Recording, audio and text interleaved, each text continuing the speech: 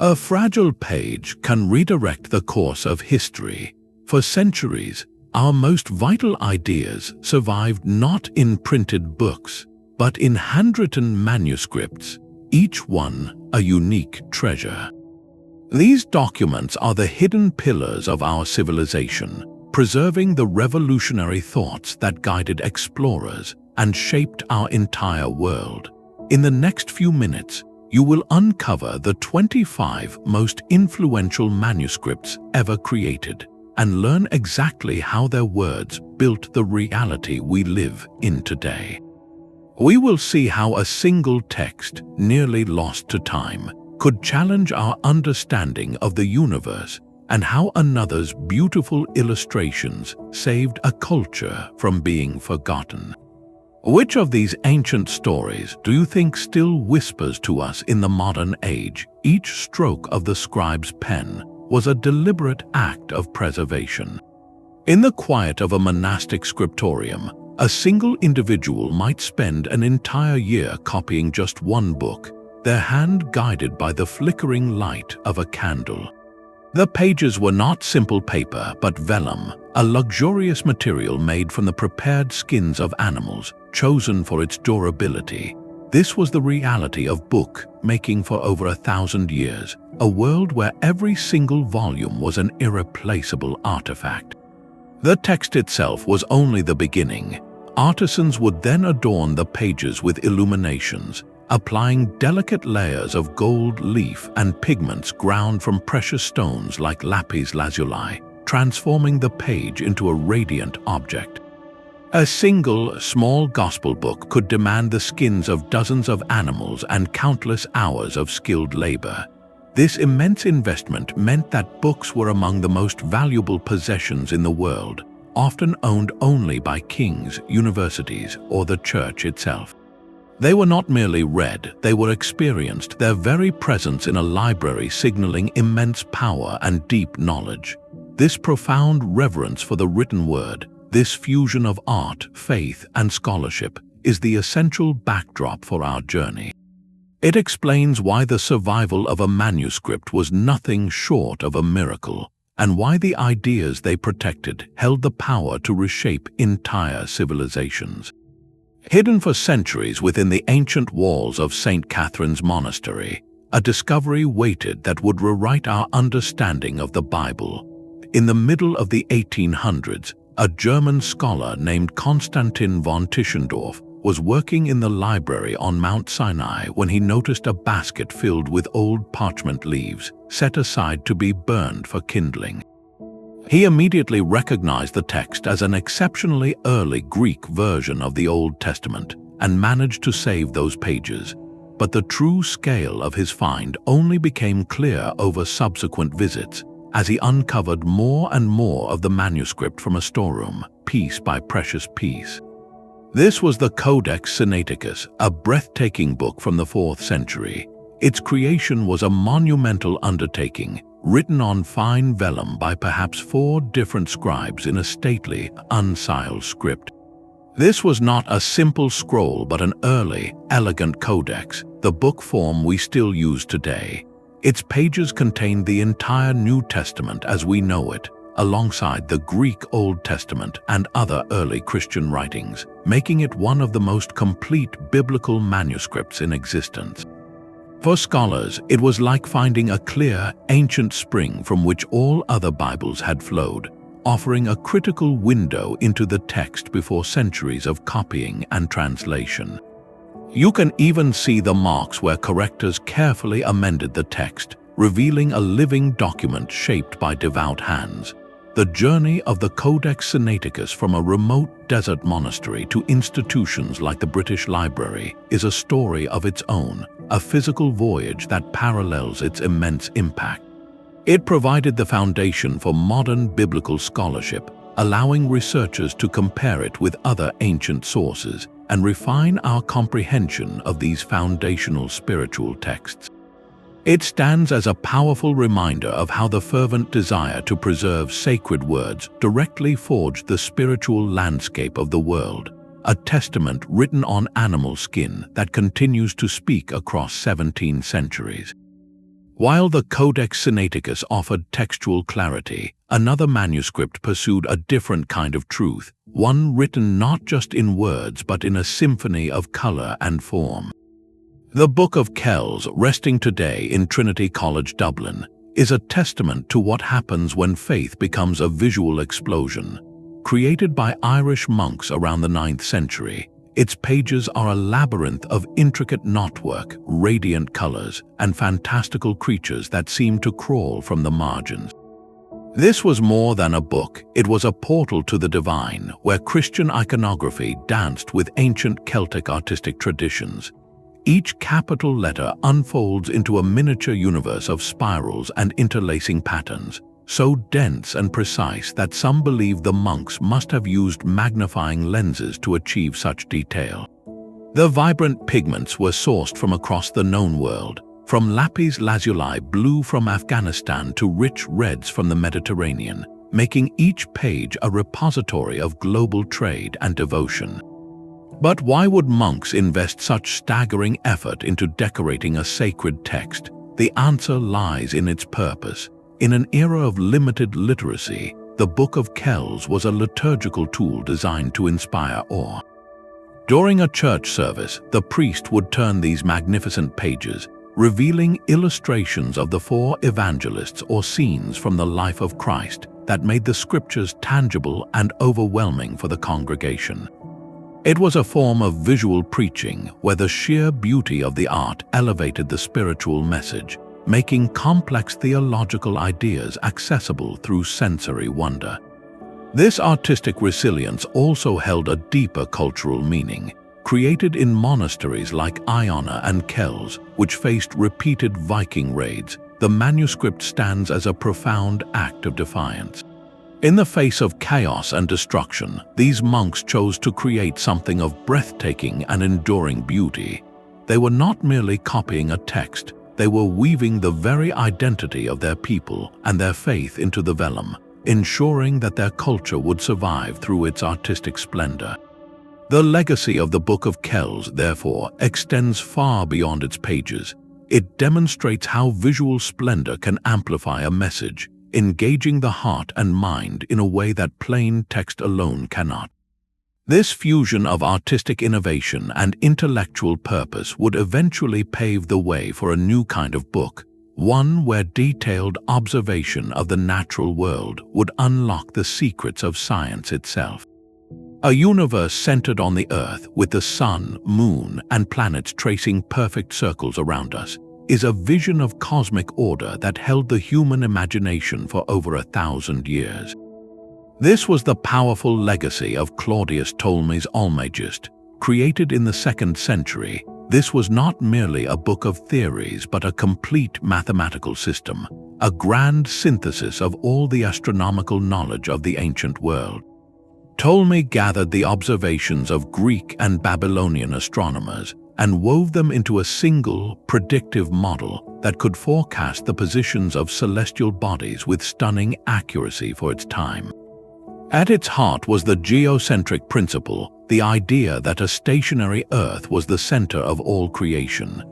To account for the observed retrograde motion of planets, where they appear to loop backward in the night sky, Ptolemy introduced a complex system of epicycles, circles upon circles, a mathematical dance that kept the celestial spheres in harmonious motion.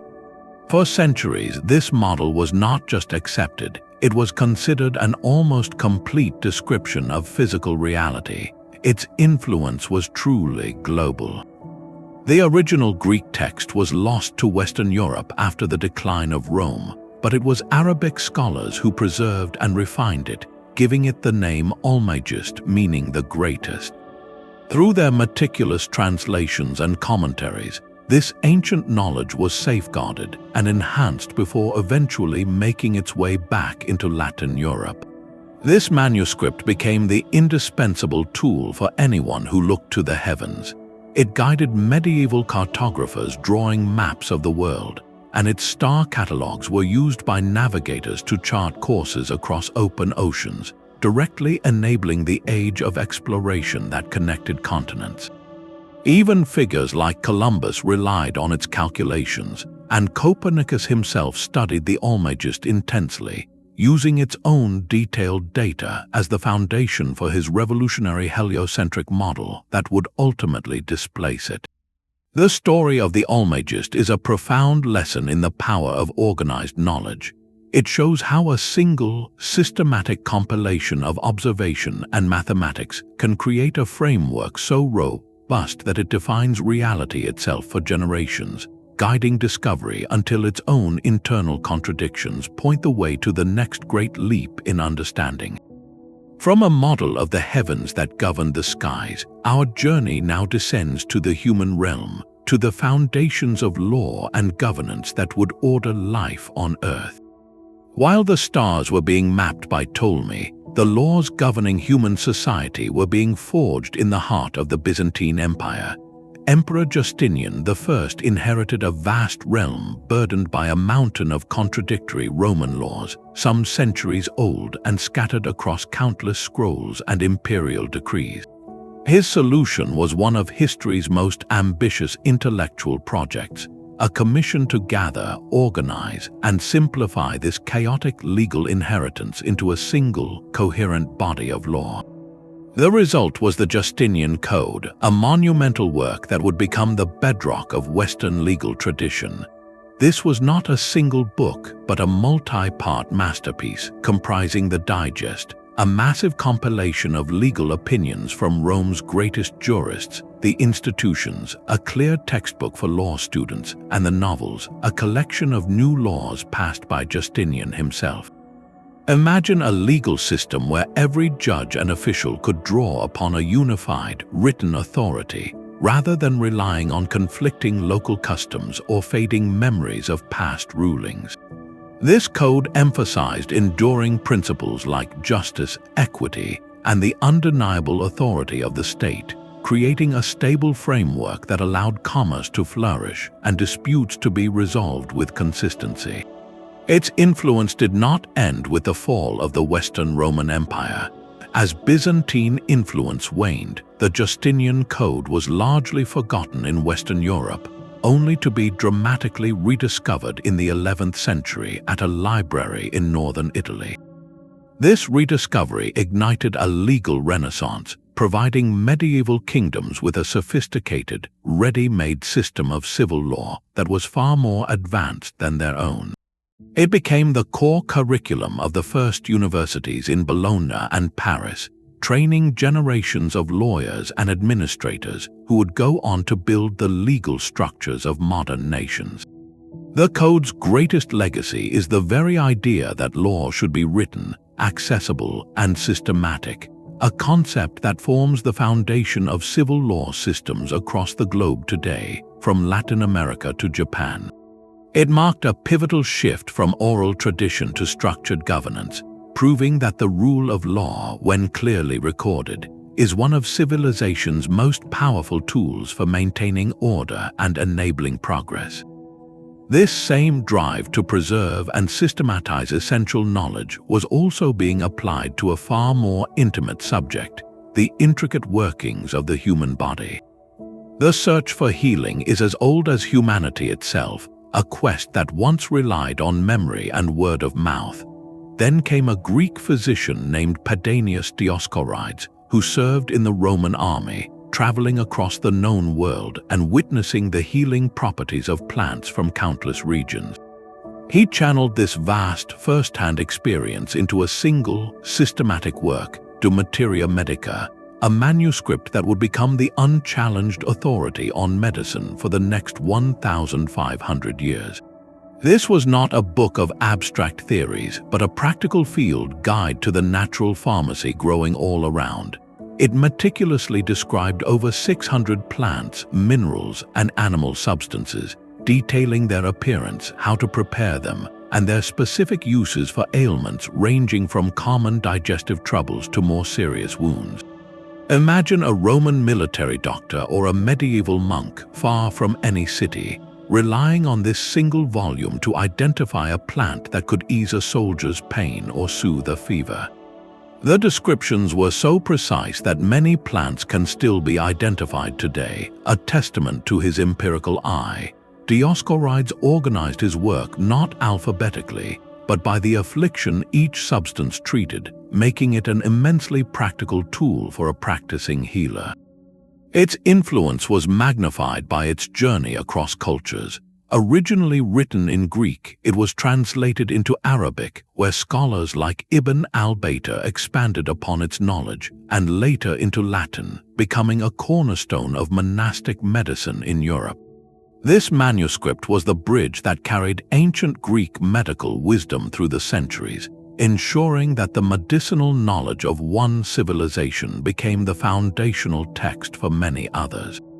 It effectively created the sciences of botany and pharmacy, establishing the principle that careful observation of nature could yield powerful, life-saving remedies. The legacy of the Materia Medica is the enduring power of organized, practical knowledge. It demonstrates how the simple act of writing down what works, of systematically documenting the natural world, can drive innovation and directly improve human health for generations.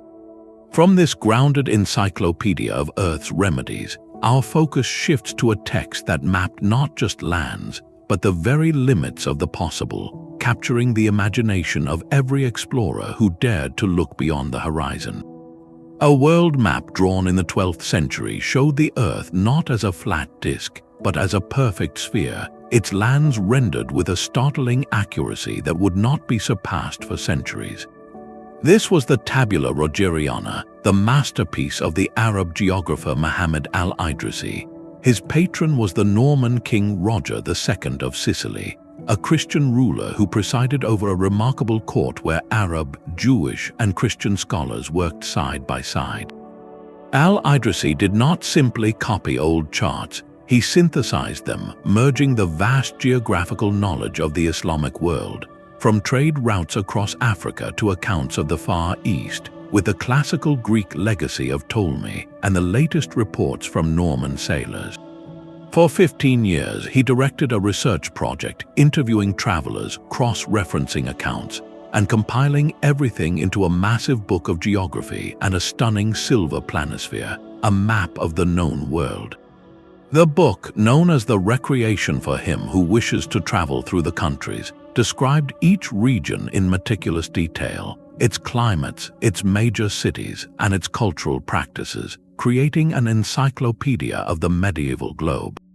The map itself was revolutionary, oriented with south at the top and crisscrossed with lines of longitude and latitude, a grid system that organized space with a new scientific precision. It depicted the sources of the Nile, the expanse of the Indian Ocean, and the contours of Europe with a clarity that made it the most advanced cartographic work of its age. This manuscript was a direct product of cultural collaboration, a bridge between scholarly traditions that demonstrated how shared knowledge could shrink the world. For European explorers in the centuries that followed, the ideas preserved in the Tabula Rogeriana, translated and studied, provided a more complete picture of the Earth, encouraging voyages that would eventually connect continents. It proved that the quest to understand our planet thrives not in isolation, but in the vibrant exchange of ideas across all boundaries. This same drive to map the unknown was soon applied to the most intimate frontier of all, the intricate landscape of the human body. For over 1,000 years, the inner workings of the human body were understood through the writings of a single ancient authority, Galen. His theories were treated as gospel, yet they contained a fundamental flaw. Galen had never dissected a human body, basing his entire anatomical system on the study of animals like apes and pigs. A young professor at the University of Padua, Andreas Vesalius, began to notice the discrepancies. As he performed his own public dissections, his hands holding the actual human form, he saw with growing clarity that the ancient texts were simply wrong. The human liver was not five-lobed like a dog's. The lower jaw was not made of two separate bones. This direct confrontation with reality ignited a revolution, one that would be permanently recorded in his monumental work, De Humani Corporis Fabrica, published in 1543. Vesalius did not just write a new book, he built a new way of seeing. The Fabrica was a masterpiece of art and science combined, its enormous pages filled with breathtakingly detailed woodcut illustrations that were likely created by artists from the workshop of the great Titian. These were not the crude, symbolic diagrams of medieval manuscripts. They were dynamic, almost theatrical presentations of the human form. The anatomical figures, known as the muscle men, were shown in dramatic, lifelike poses, set against idyllic landscapes as if they were contemplating their own physical being.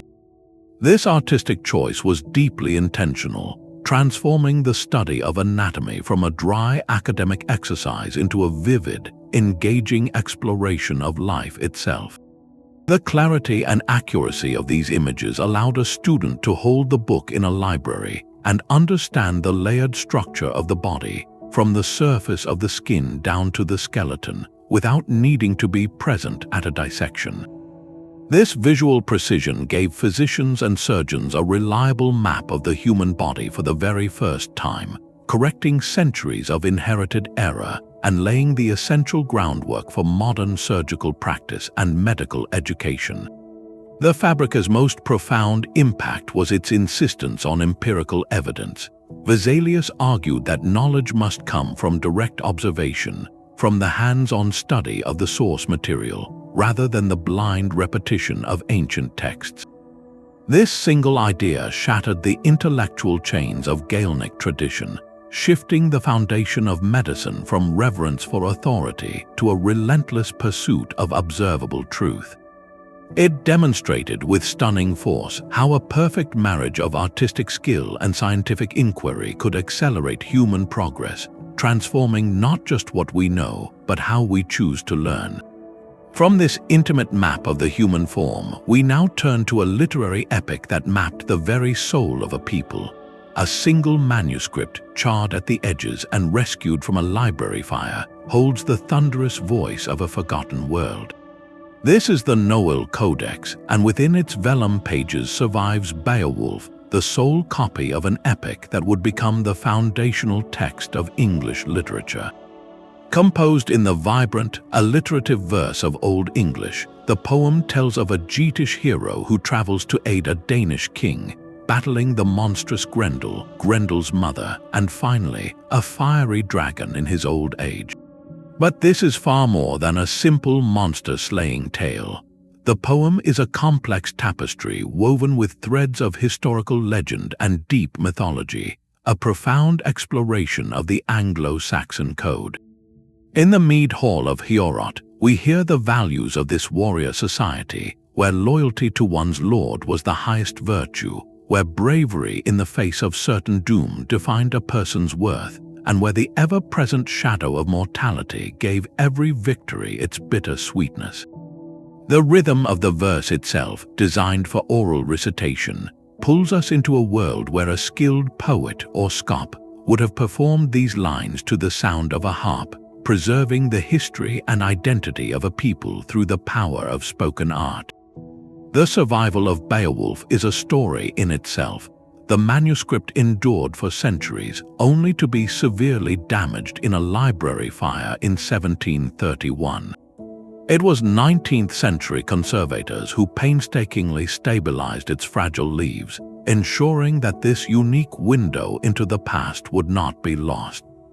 Their dedication allowed modern scholars to decipher its language, unlocking a cultural treasure that continues to inspire novels, films, and endless academic study. Beowulf reminds us that the stories a culture tells about itself, its heroes and its monsters, are not mere entertainment. They are the vessels of its spirit, carrying core values and shared experiences across the gulf of time. From this epic of heroic action, our journey now turns inward to a philosophical text that dared to question the very fabric of reality. A man sits in a prison cell, awaiting an unjust execution, and from that profound despair, he crafts one of the most enduring works of wisdom in human history. Anicius Boethius, a Roman senator and philosopher, wrote the Consolation of Philosophy in the 6th century after being falsely accused of treason. stripped of his wealth, status, and freedom, he engaged in an imaginary dialogue with a majestic woman, Lady Philosophy, who visits his cell to heal his wounded spirit.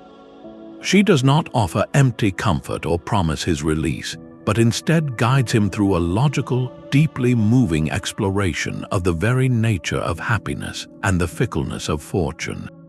Why do bad things happen to good people, and where can we find true, lasting good if not in the whims of chance? Lady Philosophy argues that the pursuit of external rewards like power, wealth, or fame is a fool's errand, for fortune's wheel is always turning. True happiness, she insists, is found within, through the cultivation of virtue and the understanding that a benevolent divine providence oversees a rational universe, even when its workings are obscured by our limited human perspective. This powerful synthesis of classical Neoplatonic thought and emerging Christian theology made the book a cornerstone of medieval intellectual life. It was translated by King Alfred the Great into Old English and later by Geoffrey Chaucer into Middle English, becoming a standard text for scholars and students for nearly 1,000 years. Its themes echo through Dante's Divine Comedy, where the spirit of Boethius appears among the blessed in paradise. The Consolation provided a framework for making sense of suffering, teaching that while we cannot control the external events that befall us, we have absolute sovereignty over our inner response.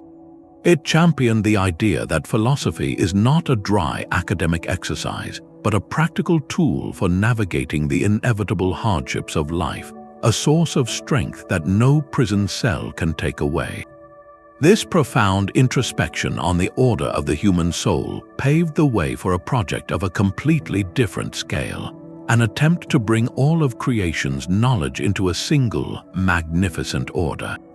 In a world teetering on the edge of cultural amnesia, one man decided to build an ark for the entire knowledge of the ancient world. Isidore of Seville, a 7th century archbishop, watched as the libraries of the Roman Empire crumbled and the intellectual light of antiquity flickered.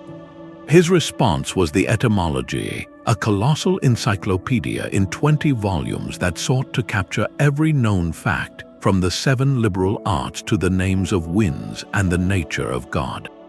Isidore's brilliant organizing principle was etymology, the study of word origins. He believed that if you could understand the root of a word, you could unlock the true essence of the thing it described.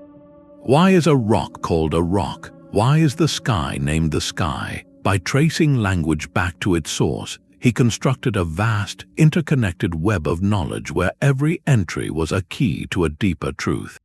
This was not a dry list of facts, but a grand intellectual architecture designed to make the wisdom of the past accessible to a fractured future. For centuries, this manuscript was the ultimate reference work, the medieval equivalent of an entire digital library stored in a single, precious codex. Monastic scribes tirelessly copied it, ensuring its survival, and its systematic structure became the blueprint for how later scholars would organize information. It was the primary conduit through which the foundational ideas of Greco-Roman civilization flowed into the Carolingian Renaissance, fueling a rebirth of learning that would shape the European mind. Isidore proved that the act of compilation itself is a creative and vital force, a deliberate stitching together of a cultural tapestry that would have otherwise been lost to the winds of time. His work reminds us that civilization depends not just on creating knowledge, but on the relentless, loving work of preserving and organizing it for those yet to come. This grand compilation of all known things finds its narrative counterpart in a work that did not just record facts, but brought the past to life with the power of a great story. While a single epic like Beowulf captured the mythic soul of a people, an entire nation was also learning to tell its own story in real time. The Anglo-Saxon Chronicle began not as a single book, but as a distributed project, a network of historical consciousness launched under the directive of King Alfred the Great in the late 9th century.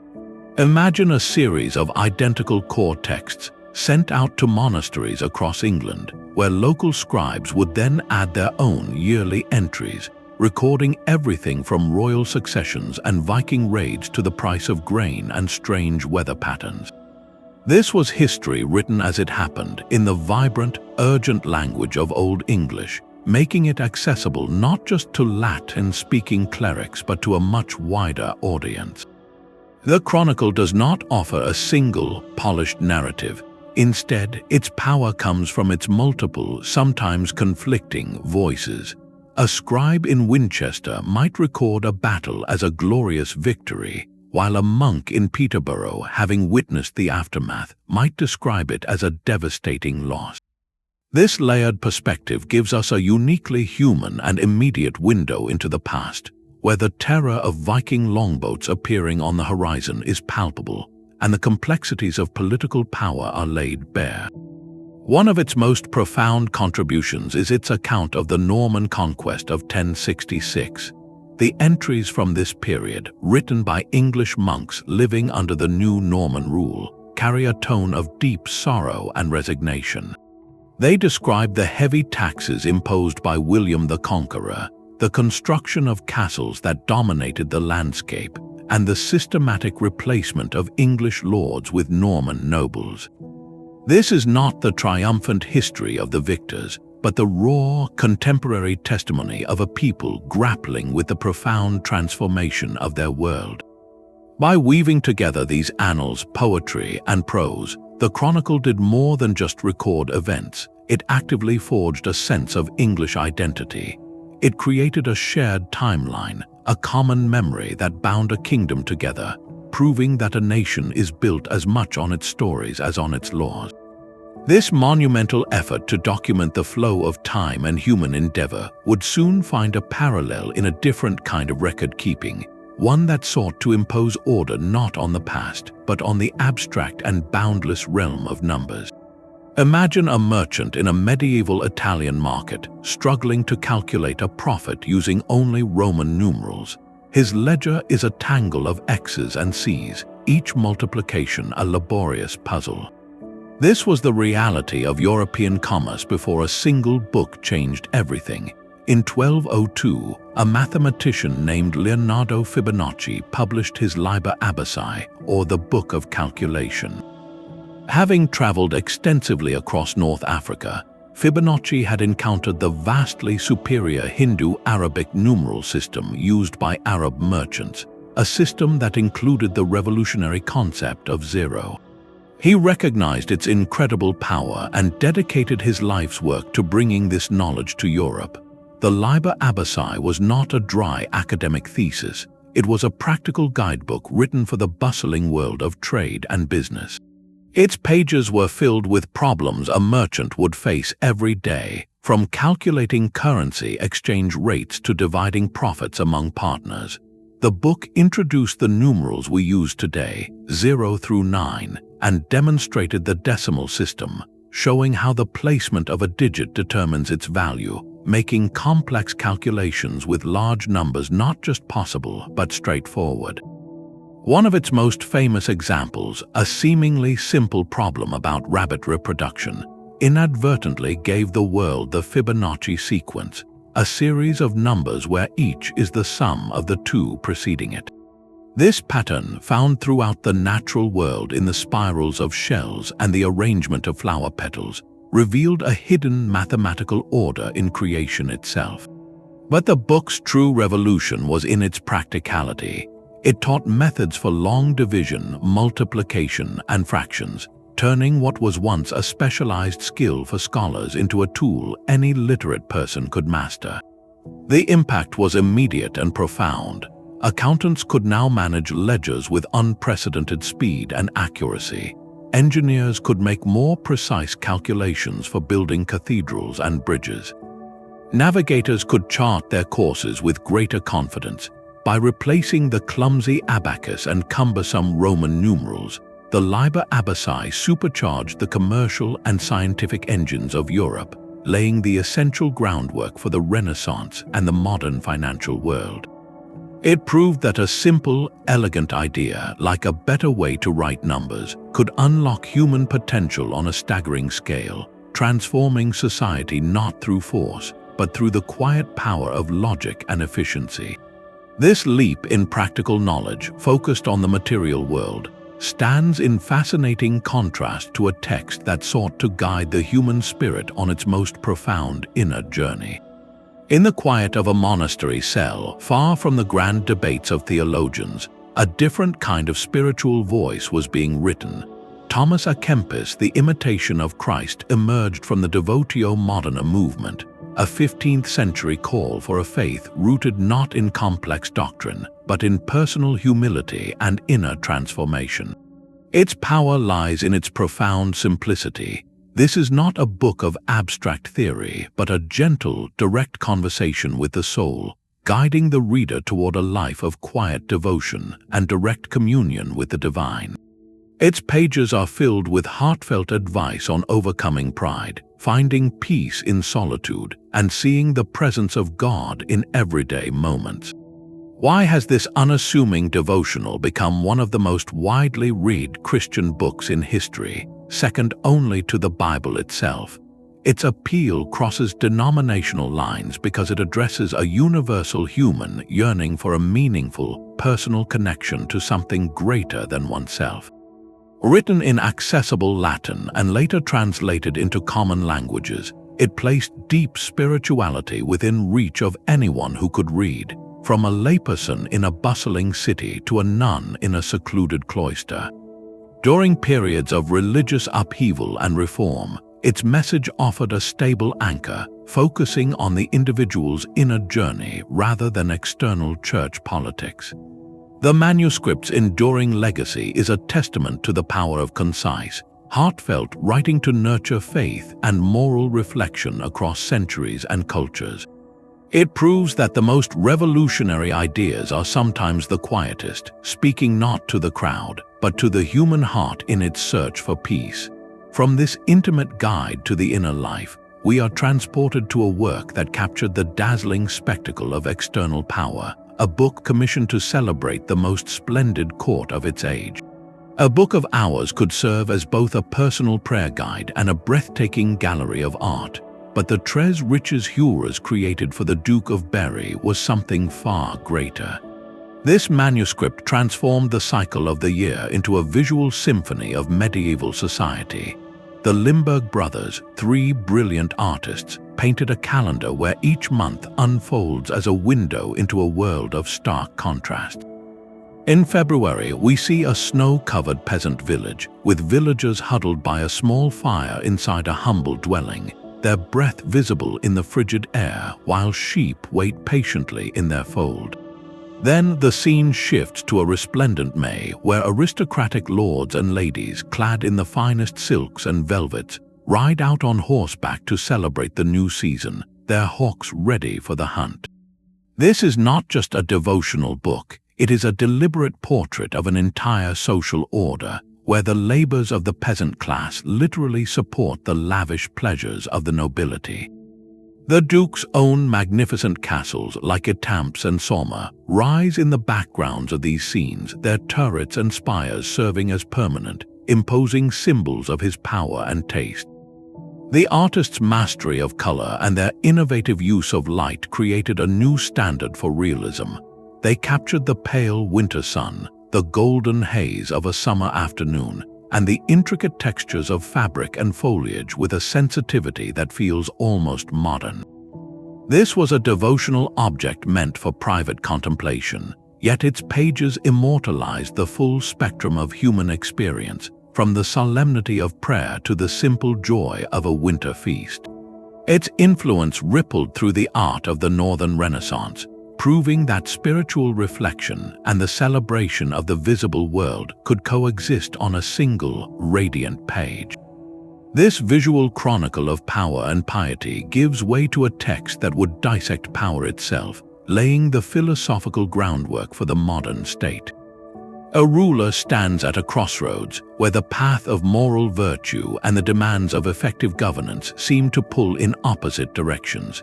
This is the stark territory mapped by Niccolò Machiavelli in The Prince, a work that stripped away the comforting ideals of medieval political thought to examine power in its raw, practical form. Written in 1513, this short treatise was born from Machiavelli's own bitter experience. After a career as a Florentine diplomat, he was exiled, tortured, and barred from public life by the returning Medici family. The Prince was his attempt to prove his political insight, a resume written in the language of cold, hard reality. He argued that a leader's primary duty is not to be good, but to be effective in preserving the state. For Machiavelli, the survival of the nation justified the means required to secure it.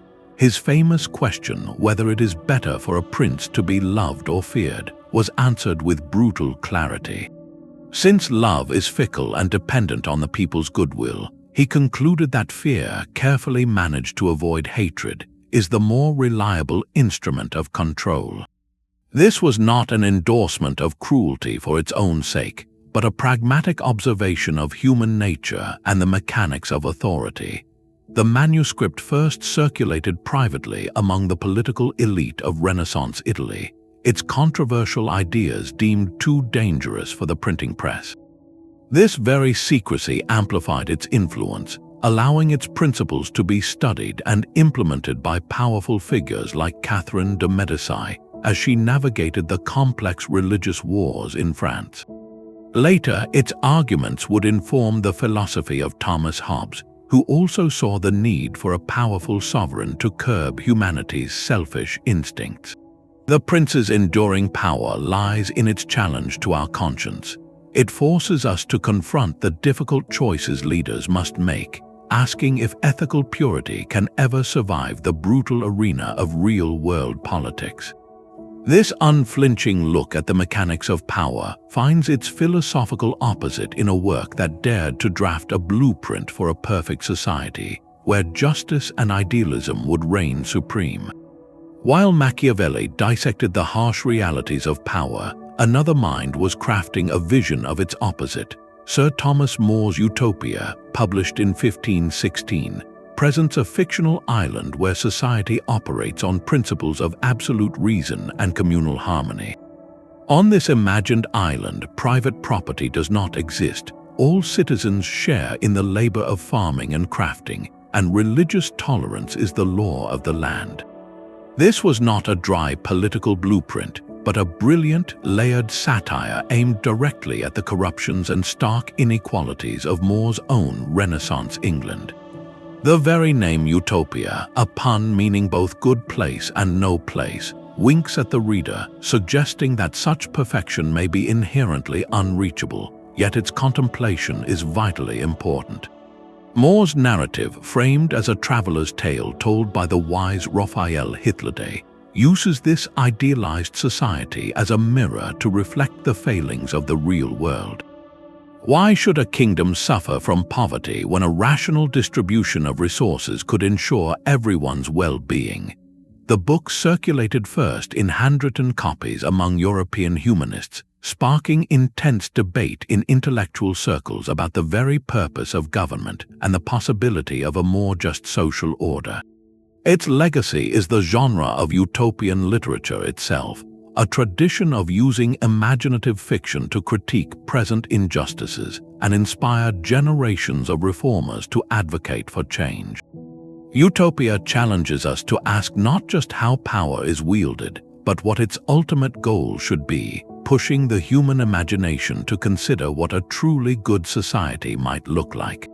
This leap from a fictional ideal to tangible reality would soon be documented in a different kind of book, a personal journal that recorded a voyage which fundamentally reshaped the map of the world. A prisoner of war with nothing but his memories began to dictate a description of a world so vast it seemed like fantasy. Marco Polo's account of his travels, told to a fellow inmate in a Genoese prison near the end of the 13th century, was not born as a formal book, but as a spoken recollection of an epic journey. For over 20 years, he had lived and served in the court of Kublai Khan, the Mongol ruler of a dynasty the Europeans called Cathay. His stories, written down by his cellmate Rustichello, described cities of unimaginable scale with efficient postal systems, paper money, and burning black stones used for fuel, details that strained the belief of his European audience. He spoke of the Khan's magnificent capital, its streets laid out in a perfect grid, and a palace whose hall could comfortably dine thousands. This was not a dry geographical survey. It was a sensory immersion into the most advanced civilization on Earth, a place where the wealth and administrative genius of the East were laid bare. The manuscript, known simply as the Travels, exploded the limited European worldview. It described spices like pepper and cinnamon at their source, fabrics like silk and muslin, and technologies like coal and printing that were utterly unknown in the West. Its descriptions were so detailed, so specific in their measurements of distances and their observations of local customs, that they provided a tangible, believable map of the unknown. This first-hand report did more than just inform, it created a powerful craving. It planted a tangible vision of the East's riches in the mind of a later explorer named Christopher Columbus, who studied a copy of the book intently, underlining passages and scribbling notes in the margins, convinced that sailing west was the fastest route to these legendary lands. The existence of the manuscript in many different versions, each with slight variations and additions, only enriched its legacy, proving how a story, once set loose, adapts and grows with its audience. Marco Polo's narrative became a permanent bridge, demonstrating that the most powerful tool for dissolving cultural barriers is not an army, but a simple, witnessed truth told by someone who was there. This expansion of the known world through empirical observation invited a new kind of inquiry, one that sought to harmonize the wonders of creation with the enduring truths of faith. A university classroom in 13th century Paris buzzed with intellectual energy, a place where the newly rediscovered works of Aristotle were challenging long-held Christian beliefs. Into this ferment stepped Thomas Aquinas, a Dominican friar who saw not a threat, but an opportunity for a grand synthesis. His life's work, the Summa Theologica, was a monumental attempt to build a bridge between faith and reason, proving that the truths of revelation and the logic of philosophy could not contradict one another because they both originated from the same divine source. Aquinas adopted a rigorous, almost architectural structure for his work, organizing it into a series of questions, articles, and objections. He would pose a question such as whether it can be demonstrated that God exists, then present a series of intelligent objections against the idea, before systematically building his own case using Aristotelian logic and finally answering each initial objection with precision. This method did not shut down inquiry, it invited it, training generations of students to think critically within a framework of faith. The sheer scope of the Summa is staggering, addressing everything from the nature of angels and the structure of the cosmos to the intricacies of ethical decision-making in daily life. He argued that human law should be derived from natural law, which is itself a reflection of the eternal law of God, a concept that would deeply influence later Western legal thought. The manuscripts of the Summa were copied and circulated with incredible speed, becoming the central textbook in medieval universities from Oxford to Bologna. Its balanced, systematic approach defined the scholastic method, creating a common language for debate that elevated the intellectual life of all Europe. Aquinas demonstrated that a faith that engages fearlessly with the world's best thinking does not weaken, but is instead fortified, finding deeper and more resilient forms of expression. His project of harmonizing different realms of knowledge gives way to a very different kind of synthesis, one that wove poetry, politics, and divine comedy into a single, unparalleled vision of the cosmos. A lost soul stands frozen in a lake of ice at the very bottom of hell, a single tear eternally locked in place. This is the unforgettable power of Dante Alighieri's Divine Comedy, a journey so vivid it defined the afterlife for the Western imagination.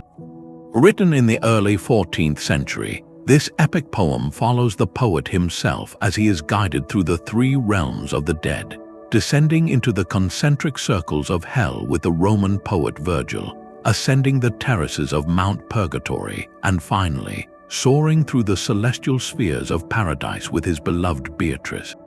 But this was far more than a theological map. It was a breathtaking synthesis of classical learning, medieval philosophy, and sharp political commentary. Dante populated his realms with figures from ancient mythology right alongside his own contemporaries, placing popes and emperors in various states of punishment or grace, turning the afterlife into a profound commentary on justice, human choice, and divine order. His decision to write not in scholarly Latin, but in the vibrant vernacular Italian of his native Florence, was a revolutionary act. It made this complex spiritual vision accessible to anyone who could read, helping to standardize the Italian language itself and proving that the deepest truths could be expressed in the language of the everyday. Lavishly illustrated manuscript copies spread across Europe, their stunning illuminations giving visual form to Dante's intricate symbolism, from the dark wood of error to the final blinding vision of God as a radiant rose of light. These images brought the poem to life for generations of readers, inspiring artists from Botticelli to William Blake. The Divine Comedy stands as a monumental achievement because it demonstrates that poetry can be a vessel for the most profound philosophical and spiritual inquiry, using the power of story and symbol to explore the ultimate questions of human existence. Its legacy is the enduring idea that art can map the cosmos of the soul. From this poetic mapping of the spiritual world, we confront a text that meticulously documented a terrifying physical reality, a first-hand account of a pandemic that reshaped the medieval world. A plague-ravaged Florence empties its dead into mass graves, a city gripped by a terror so profound it threatened to unravel the very fabric of society. It was within this landscape of loss that Giovanni Boccaccio set his masterpiece, the Decameron. The book opens not with a tale, but with a stark and unflinching description of the Black Death's toll, a literary monument to the collective hardship of the era. Then Boccaccio offers a breathtaking act of resistance. He introduces 10 young nobles who flee the diseased city for the safety of a countryside villa. There to pass the time and keep despair at bay, they decide to tell each other stories. For 10 days they share 100 tales, creating a world of narrative as a sanctuary from the chaos outside. This brilliant framing device transforms the book into a microcosm of a society healing itself through the ancient art of storytelling. The tales themselves are a vibrant tapestry of medieval life, weaving together merchants and monks, lovers and tricksters. They pulse with a raw, often earthy humor, celebrating cleverness and lampooning hypocrisy, especially within the clergy. Yet alongside the laughter are moments of profound tenderness and heartbreaking tragedy, reflecting the full spectrum of human experience. This was not a retreat from reality, but a way of processing it, by creating a space for joy, wit, and romance in the shadow of an epidemic. Boccaccio affirmed the indomitable nature of the human spirit. His decision to write these stories not in formal Latin, but in the accessible vernacular Italian of the streets, was a revolutionary act. It ensured the book's widespread appeal and helped establish Italian prose as a powerful literary force. The Decameron's manuscripts became immensely popular, their narratives traveling across Europe to influence giants like Geoffrey Chaucer and, later, William Shakespeare. The work's true legacy is its timeless demonstration that in our darkest hours, we do not only need medicine and supplies, we need stories. We need to laugh, to be surprised, to feel connected to the grand, flawed, and resilient human comedy. This literary refuge from a shattered world gives way to a text that would shatter a different kind of order, one written in the language of mathematics and observed fact, challenging a cosmic system that had stood for over a millennium. A book delivered to its author on his deathbed contained an idea powerful enough to shift the earth itself. Nicolaus Copernicus had spent decades refining his heliocentric theory, a model that placed the Sun, not our planet, at the center of the universe. His work on the revolutions of the heavenly spheres was finally published in 1543, its arrival timed almost as if to avoid the inevitable controversy. For over 1,000 years, the Ptolemaic system had provided a comforting order, a universe designed around humanity. Copernicus dismantled that cosmic home with mathematical precision. He argued that the complex epicycles used to explain planetary motion were unnecessary if one simply accepted that Earth was another planet orbiting the Sun. This was not just a new chart of the heavens, it was a philosophical earthquake that redefined our place in creation. The manuscript did not burst upon the world with a shout, but entered it as a whisper, circulated cautiously among fellow astronomers who could understand its dense calculations. This quiet strategy allowed the radical idea to take root in fertile minds, inspiring figures like Johannes Kepler to refine the orbital paths into ellipses and Galileo Galilei, whose telescope would later provide visible proof. The gradual acceptance of this new cosmic order did more than just advance astronomy. It established a new way of pursuing truth, one where observation and evidence could challenge even the most deeply ingrained beliefs. From this revolution in our view of the cosmos, we turn to a text that sought to capture a different kind of ideal, one of honor, romance, and the code of chivalry. A prisoner in the Tower of London used his confinement to forge a legend that would outlast kings.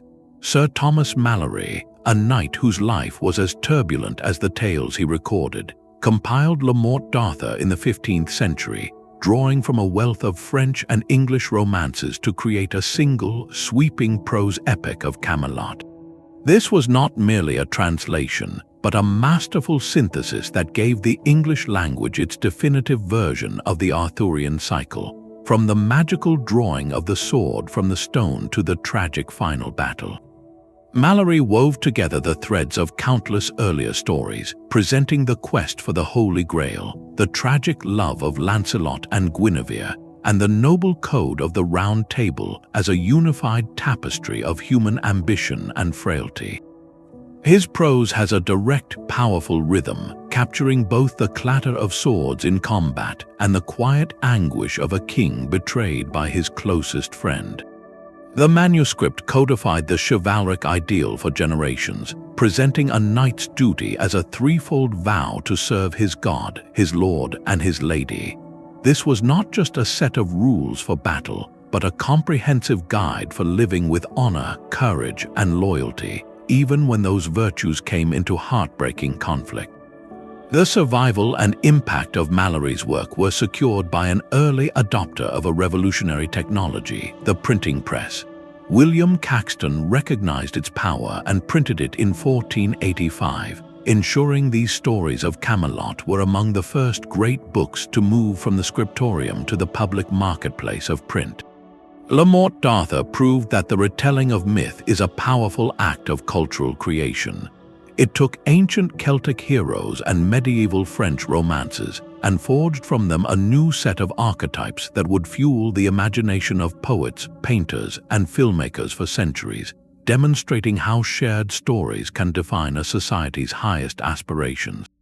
From this legendary celebration of human potential in a mythical past, our focus shifts to a text that championed the boundless potential of humanity in the here and now. A young philosopher's unfinished speech became a declaration of independence for the human spirit. Giovanni Pico della Mirandola wrote his oration on the dignity of man in 1486, intending it as the opening for a public debate in Rome on 900 revolutionary theses. The debate was cancelled by the Church, and Pico faced charges of heresy, but the manuscript of his speech escaped into the hands of fellow thinkers. Its central argument was a breathtaking departure from the medieval view of humanity as a fixed link in a great chain of being. Pico imagined God telling Adam that he possessed no fixed place or predetermined nature. Instead, he was granted the singular power to shape his own essence. You can degenerate into the lower forms of life, driven by base desires, or you can be reborn into the higher forms, the divine, through your own intellectual and spiritual striving. This was a manifesto of radical potential, asserting that our dignity lies not in what we are, but in what we can become through the exercise of free will and the relentless pursuit of knowledge. To build his case, Pico performed a stunning synthesis of intellectual traditions, weaving together the philosophy of Plato and Aristotle, the mystical teachings of the Jewish Kabbalah, and the wisdom of Persian and Arabic thinkers.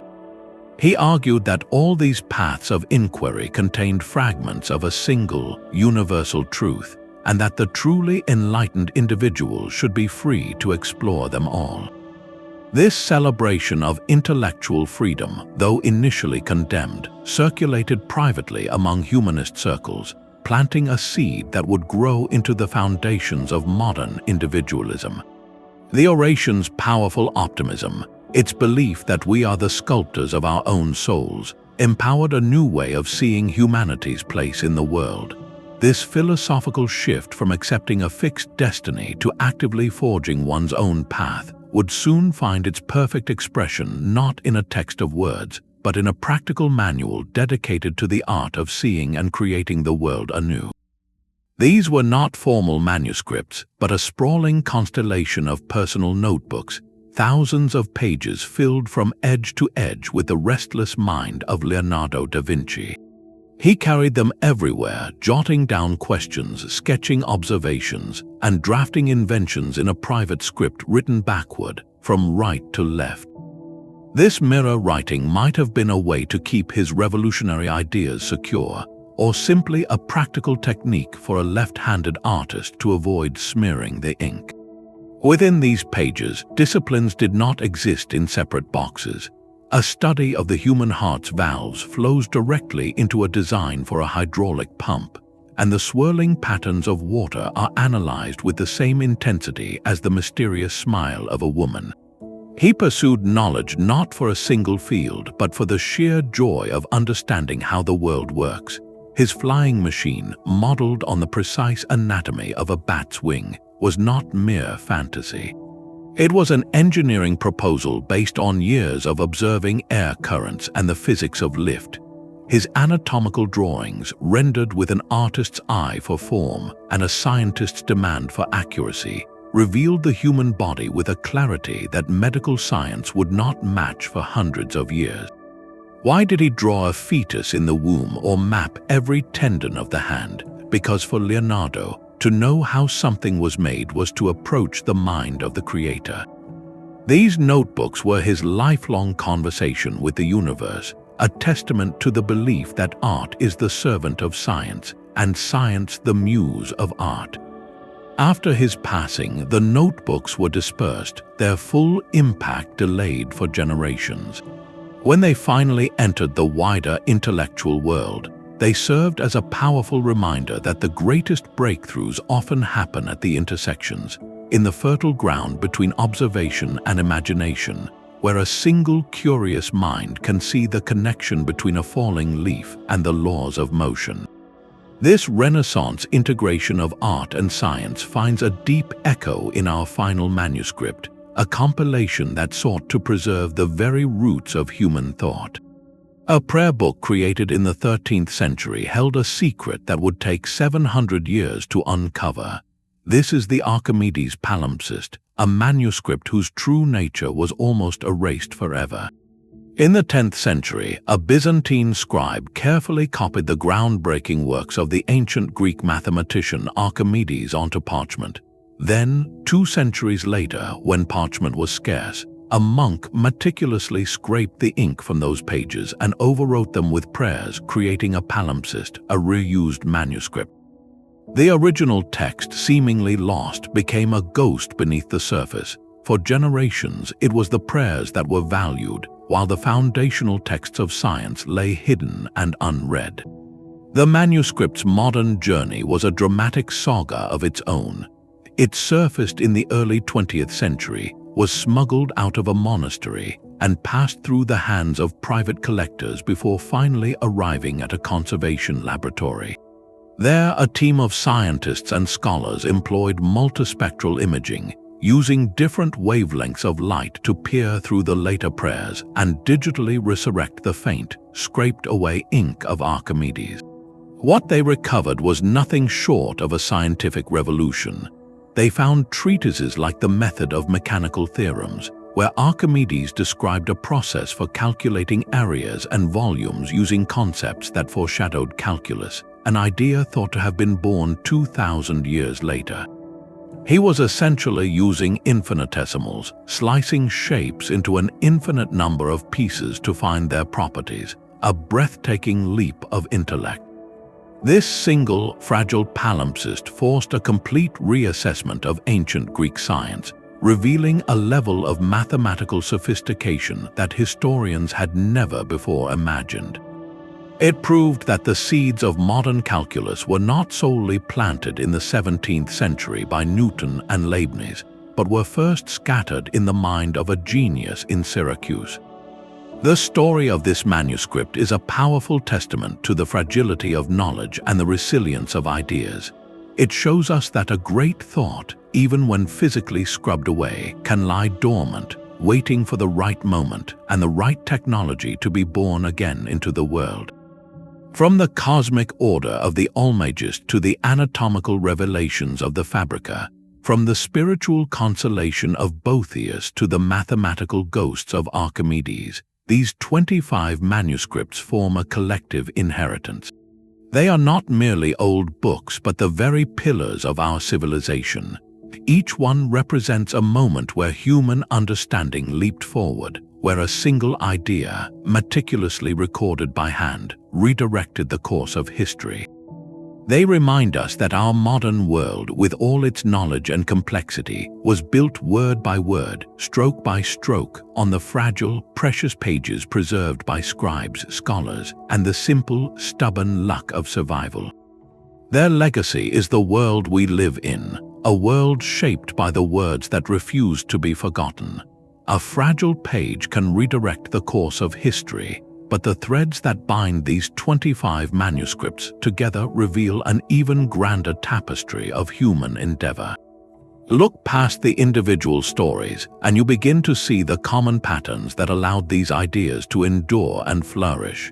At the heart of each manuscript is a chain of human connection, a collaboration between the scribe who patiently formed each letter and the patron who provided the resources, transforming a personal insight into a shared cultural treasure. These documents were not created in a vacuum. They are the physical result of a society deciding that a particular idea was valuable enough to preserve with immense labor and cost. The interplay between text and illustration was another powerful force, a synergy that made complex concepts accessible and unforgettable. A dense legal argument in the Justinian Code gains authority from its clear structure, while the anatomical revelations in Vesalius' Fabrica become truly revolutionary through their stunning visual clarity. The text explains, but the illustration illuminates, engaging the mind on multiple levels to cement understanding. Perhaps the most vital thread is the journey of translation and exchange. A Greek text like the Almagest is preserved by Arabic scholars, given a new name, and enriched with commentary before traveling back to Europe to fuel the Renaissance. A mathematical concept from India, carried by Fibonacci, transforms European commerce. This constant movement of ideas across linguistic and cultural borders acted as a great intellectual pollination, ensuring that knowledge was not the property of one civilization, but a legacy for all. Each manuscript, while advancing its own field, also created unexpected bridges. Thomas Aquinas' Summa connected faith and reason, while Leonardo's notebooks wove art and science into a single, seamless inquiry. This cross-disciplinary thinking is where true innovation thrives, proving that the most profound discoveries often happen at the intersections. The very survival of these manuscripts through fire, war, and the slow decay of time is a testament to our enduring desire to record, to share, and to build. They are not just relics, but milestones in humanity's long conversation with itself. Understanding these patterns allows us to see manuscript culture not as a series of isolated wonders, but as the foundational process of civilization itself, a continuous project of accumulating and refining our collective wisdom, one precious page at a time. From the Codex Sinaiticus to the Archimedes Palimpsest, these 25 manuscripts form a collective inheritance, the very pillars of our civilization. Each one represents a moment where human understanding leaped forward, where a single idea, meticulously recorded by hand, redirected the course of history. They remind us that our modern world, with all its knowledge and complexity, was built word by word, stroke by stroke, on the fragile, precious pages preserved by scribes, scholars, and the simple, stubborn luck of survival. Their legacy is the world we live in, a world shaped by the words that refuse to be forgotten. These documents are a testament to the written word as a powerful catalyst for change, a force capable of bridging centuries and cultures to ignite progress. The laws that structure our societies, the medical knowledge that heals us, the maps that guided explorers, and the stories that define our cultures all flow from this river of ink. As you reflect on their stories, consider how the knowledge they safeguarded continues to influence your own life today, from the books you read to the scientific principles you rely on every day. If this journey through history inspired you, we would love to hear which manuscript resonated most with you in the comments below. For more deep dives into the treasures of our past, please subscribe. Thank you for joining this exploration of the documents that built civilization. May their enduring legacy inspire your own continuing quest for knowledge.